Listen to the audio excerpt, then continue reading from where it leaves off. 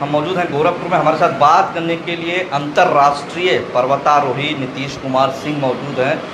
नीतीश के बारे में मैं बता दूं कि ये पहले भारतीय हैं जो टर्की के पहाड़ पे सफलतापूर्वक चढ़ाई की थी और वहाँ पे अपने देश का झंडा बुलंद किया था। साथ ही साथ अभी इनके रिकॉर्ड में एक और ख्याति जुड़ गई है, वो मलेशिया के सबसे ऊंचे पर्वत किनाबालू को सफलतापूर्वक चढ़ के और वहाँ से एक सोशल मैसेज देकर सफलतापूर्वक वो वापस इंडिया में आए हैं। मीडिया से बात करें, आइए हम जानते हैं कि किन कठिनाइयों का सामना करना पड़ता है ऐसे पर्वतों को चढ़ने में और क्या मेन मोटो है इसे। जैसे अभी मैं 5वां अंतर्राष्ट्रीय पर्वत था मेरा, ये माउंट किनाबालू, जो कि मलेशिया का सबसे ऊंचा पर्वत है।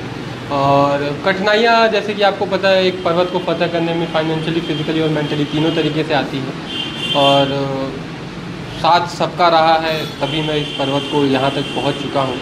और एक मोटिव ये था कि जितने भी मीटर मैं यहाँ पे क्लाइंब करूँगा, उतने मीटर उतने पेड़ मैं HPCL के साथ मिलकर गोरखपुर में जाऊँगा। जाहिर सी बात है, जब भी आप चढ़ाई करना शुरू करते होंगे तो ये तो नहीं तय होता कि आपको सफलता ही मिले, कई बार आपको फेल्योर का भी सामना करना पड़ा। तो ऐसा कुछ, जैसे कि आप बता रहे कि आप 5 बार माउंटेन चढ़ चुके हैं। जैसे फेलियर का सामना अक्सर करना पड़ा, क्योंकि मैं जब अभी लास्ट टाइम टर्की का गया था तो मेरे पैर में एक लिगामेंट टियर था।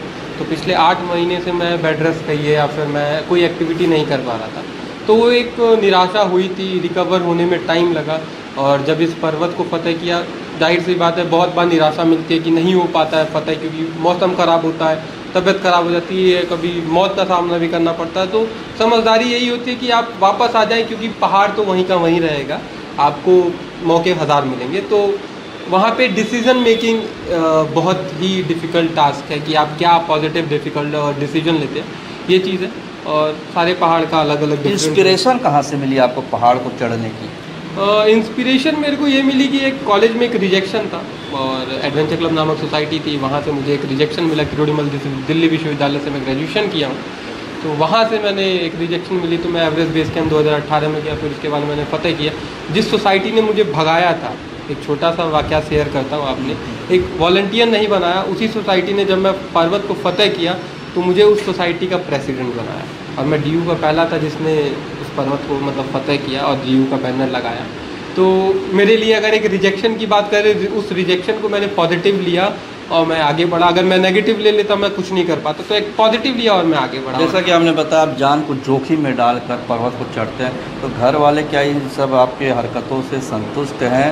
ये कहाँ से मिला, ये पिताजी ने, या कहाँ से मिला कि हमें एक मैसेज के तहत ये कर रहे हैं? क्या है जान का जोखिम तो होता ही होता है, बट कभी कभी अक्सर मैं माताजी को बता के नहीं जाता हूँ, क्योंकि पिताजी चूँकि मेरे फौज में थे, 99 में शहीद हो गए। तो देश के लिए प्रेम तो आर्मी से वहीं से मिली है कि देश के लिए और अपने तिरंगे को हर जगह पे लहराना है, क्योंकि आर्मी आपको पता ही है कितना रेपुटेटेड है। तो वहाँ से एक सोर्स मिला है मुझे, और माताजी को नहीं पता रहता है, बड़े भाई साहब को पता रहता है अधिकतर चीज़ें।